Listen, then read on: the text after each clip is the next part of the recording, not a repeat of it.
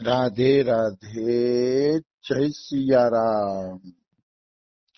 આપણે શ્રી શ્રી ગયા પ્રસાદ પંડિતજીનું ચરિત્ર ચાલે છે.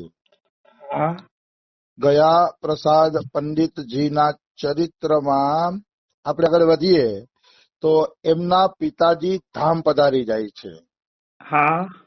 માતા અને પત્ની તો પેલા જ ધામ પધારી ગયા હતા. હવે ગયા પ્રસાદ પંડિતજી ઉપર આખા ઘરનો ભાર આવી ગયો. જ્યાં સુધી માતા પિતા જીવતા હતા ત્યાં સુધી તો એમને ભોજન કરાવીને, બધાય પરિવારને ભોજન કરાવીને છેલ્લે પોતે ભોજન કરતા. એવા સ્વભાવના હતા ગયા પ્રસાદ પંડિતજી, કારણ કે ઘરના મુખિયાજી હતા અને ઘરના મુખિયાજીનું કર્તવ્ય છે કે બધાને સુખી કરીને પોતે સુખી થાય. આ છે ઘરના મુખિયાજીનું કર્તવ્ય. રામાયણમાં જયારે ભરતજી અસલ સુંદર મજાનું જીવન જીવે છે ત્યારે રામ પાસે એ વાત પહોંચે છે કે ભરત ની અંદર રહીને પણ આ પ્રકારે જીવન જીવે છે. રામ પાસે એ વાત પહોંચી ને ત્યારે રામજી પ્રસન્ન થઈ ગયા અને બોલ્યા, મુખિયા મુખ સો ચાહીએ, ખાન પાન કહ એક, પાલે પોસે સકલ અંગ, તુલસી સહિત વિવેક. રામાયણની પ્રખ્યાત ચોપાઈ છે કે મુખિયાજી કેવા હોવા જોઈએ. મુખિયાજી છે ને આપણા મોઢા જેવા હોવા જોઈએ. મોઢાને તમે જે કઈ વસ્તુ આપશો ને એ સંગ્રહ નહીં કરે, ચાવી જશે, ખાઈ જશે ને પેટને આપી દેશે. કારણ કે મુખ કોઈ દી કોઈ વસ્તુનું સંગ્રહ કરતું નથી. તો મોઢું સંગ્રહ નથી કરતું, બધું પેટને આપે છે અને પેટ હાથ પગ આંખ નાક કાન બધી ઇન્દ્રિયોને એ વસ્તુ આપી દે છે. એટલે ઇન્દ્રિયો રૂષ્ટ પુષ્ટ રહીએ. તો કે ભાઈ ઇન્દ્રિયો રૂષ્ટપુષ્ટ શું કામ રહીએ છે? તો કે ઇન્દ્રિયો રૂષ્ટપુષ્ટ એટલા માટે રહીએ છે કારણ કે મુખ જેવો મુખિયા મળ્યો છે. એ મુખિયા બધું ઇન્દ્રિયોને આપી દે છે કરતો એમ. તો આશ્રમનો મુખિયા, ઘરનો મુખિયા, દેશનો મુખિયા એવો હોવો જોઈએ કે એને પ્રજા તરફથી જે ધન આવે, દાનમાં જે કાંઈ આવે એ બધું એને કા પરિવાર પાછળ, દેશ પાછળ, કા તો શિષ્યો પાછળ, સાધુ પાછળ વાપરી નાખવું પડે. જો કોઈ આશ્રમનો મુખિયાજી સંગ્રહ કરશે તો ચેલા બગડી જશે. ચેલા બગડી જશે. મુખિયા મુખ જેવો હોવો જોઈએ.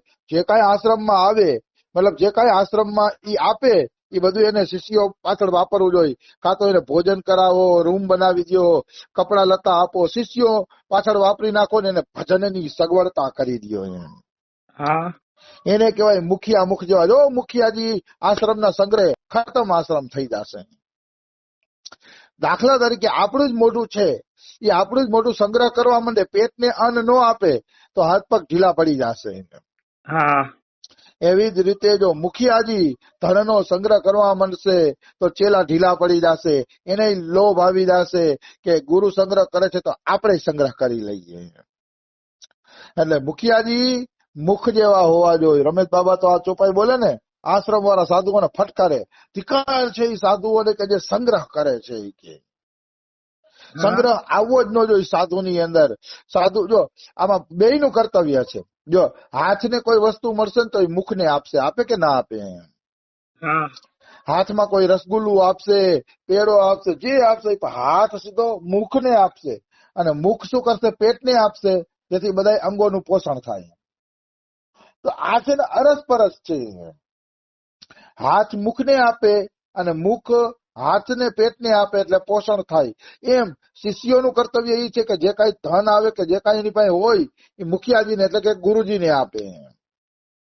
અને ગુરુજીનું કર્તવ્ય છે કે એ બધું શિષ્યોના કલ્યાણમાં વાપરે. બેયનો અરસપરસ આવો ભાવ હોવો જોઈએ.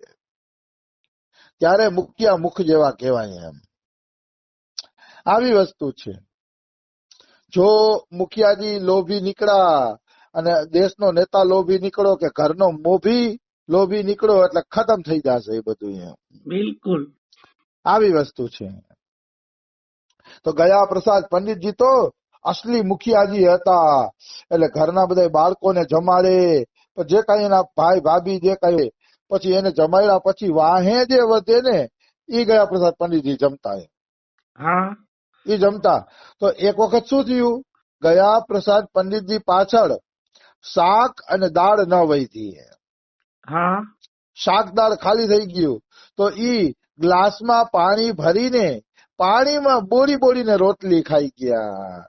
વાહ કારણ કે ખાલી રોટલી જ વહી હતી, દાળ અને શાક એની પાછળ વહીતું નહોતું, તો રોટલી ને પાણીમાં બોરી બોરીને પંડિતજી ખાઈ ગયા. અને પાછા મનમાં પ્રસન્ન થતા તો પંડિતજી, હા પાછા મનની અંદર પ્રસન્ન પણ થતા હતા કે આજ પ્રભુએ સહજ જ મને સંયમનો અવસર આપી દીધો. કે જો શાક બન્યું હોત તો કે મન ઉપર સંયમ નો રહેત અને કેટલું બધું શાક ખવાઈ જાતી કે, પરંતુ આજ તો મને પ્રભુએ સંયમનો અવસર આપ્યો. કે હા એમ કહીને પ્રસન્નતા પૂર્વક એને રોટલી ને પાણી ખાઈ લીધા. પણ ઘરનામને ખબર ના પડવા દીધી કે આજ મેં રોટલી ને પાણી ખાઈ લીધા છે. આવી વસ્તુ છે. તો આ હતી ગયા પ્રસાદ પંડિતજીની અંદર. મહાપુરુષ બનવા માટે એના પાયામાં જોઈને તો કેટલો એને ભોગ દીધો હોય છે, ત્યારે એ મહાપુરુષ બન્યા છે. આમથું મહાપુરુષ બનાતું નથી. આજ બધાને ઊંચે ચડી જવું છે, બધાને મોટું બની જવું છે, પણ જીવન જીવવું નથી, જીવનમાં કઈ સંઘર્ષ કરવો નથી. એસી ના રૂમમાં બેઠા બેઠા બોલો બધા મહાપુરુષ બની જવું છે, તો એ શક્ય નથી.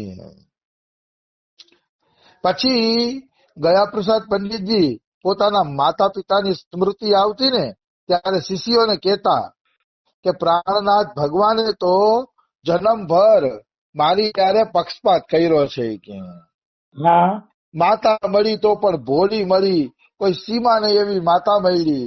પિતાજી એટલા સરળ મળ્યા કે વાત ના પૂછો, અને ઉડિયા બાબા મળ્યા સદગુરુદેવ ભગવાન, તો સદગુરુદેવ ભગવાન પણ એવા ભોલા મળ્યા કે વાત ના પૂછો. કે હા એટલે ભગવાને મને બધું સારું સારું જ આપ્યું. ગયા પ્રસાદ પંડિતજી કે નબળું કઈ આપ્યું નથી ભગવાને મને. કે વાહ આવી વસ્તુ છે. એટલે હું મારા ભગવાનનો આભાર માનું છું કે તે મને કેટલું બધું સારું સારું જ આપ્યું. કે પછી કે માતા પિતા મરી ગયા ને તો હરખે થયો ને વિષાદે થયો.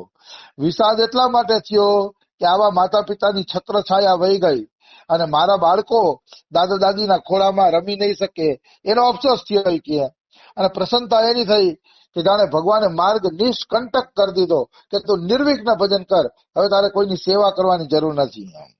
હા હવે તારે સેવામાં સમય બગાડવાની જરૂર નથી, તું નિર્વિઘ્ન તારું ભજન કર. તો કે એવું પણ મને પછી લાગ્યું કે ભગવાને મારો માર્ગ મોકળો કરી દીધો છે. આવું બધું મને લાગતું ગયા પ્રસાદ પંડિતજી. કે હા પછી ગયા પ્રસાદ પંડિતજી શું કરતા, પ્રસાદના લોભથી બાળકો પાસે ઉપાસના કરાવતા. વાહ પ્રસાદના લોભથી હા મતલબ એને શું કર્યું હતું, હરિસ્મરણનો દ્રઢ આશ્રય લીધો હતો કે હાલતા ચાલતા ઉઠતા બેસતા ભગવાનનું ભજન થવું જોઈએ. હા હવે ધીરે ધીરે પંડિતજીને ભગવાનના ભજનમાં રસ આવતો થઈ ગયો. એમ એ રસમાં તરબોળ થવા માંડ્યા, રસની અંદર ડૂબવા માંડ્યા ગયા પ્રસાદ પંડિતજી. હા એટલે એને શું કર્યું, ઈચ્છા કરી કે મારી નીચે જે છોકરા ટ્યુશનમાં આવે છે એ પણ ભજન કરે. હા મારી નીચે ટ્યુશનમાં જે છોકરા આવે છે એ પણ કઈક ભજન કરે. પણ છોકરાઓની ટેવ હોય ને, લોભ લાલચ વગર થોડા ભજન કરે. ના છોકરા એવું હોય કે લોભ આપો તો ભજન કરે, નહીતર ભજન ન કરે. હા તો ગયા પ્રસાદ પંડિતજીએ વિદ્યાર્થીઓને કીધું કે જેટલા હનુમાન ચાલીસાના વધુ પાઠ કરશે ને એને હું એટલા ચણા ચેવડો આપી શકીએ. હા તમે હનુમાન ચાલીસાના પાઠ કરો. કે એમ કીધું. તો પ્રસાદના લોભથી બાળકો હનુમાન ચાલીસાના પાઠ કરવા માંડ્યા. પેલા જ કીધું ને, બાળકનો સ્વભાવ છે કઈક લોભ દેખાડો તો કરે, કઈ એને ભગવાનથી મતલબ ન હોય. હા પણ હનુમાન ચાલીસા બધા વધુ એટલે કરવા માંડ્યા કે પ્રસાદ વધુ મળે. પછી તો બાળકોમાં હરીફાઈ ચાલુ થઈ ગઈ. હરીફાઈ ચાલુ થઈ જાય છે, કોણ કેટલા પાઠ કરે. અને ગયા પ્રસાદજી ખૂબ ચેવડો ને ચણા ખવડાવતા કે ભલે ને ઈ બાને પાઠ તો કરે છે. આમ જોઈને તો ગયા પ્રસાદની કાંઈ આવક નહોતી, તો એ વિદ્યાર્થી ભજન કરે એટલા માટે પોતાના ખર્ચે ચણા ચેવડો ખવડાવતા. હા ત્યારે એને વિદ્યાર્થી પાસે 4 પૈસા માસિક શુલ્ક રાખ્યું હતું હા કે પ્રત્યેક વિદ્યાર્થીએ મહિને 4 પૈસા આપવાના ટ્યુશન ક્લાસની ફી. હા તો ઈ 4 પૈસા માંથી અડધામાંથી ઘર હાલતું અને અડધાનો છોકરાઓને ચણા ચેવડો ખવડાવી દેતા. વાહ એને એમ થતું કે ભાઈ હવે બાળકો છે, હનુમાન ચાલીસાના પાઠ કરે છે, તો હવે એને ચણા ચેવડો ખવડાવી દઈએ.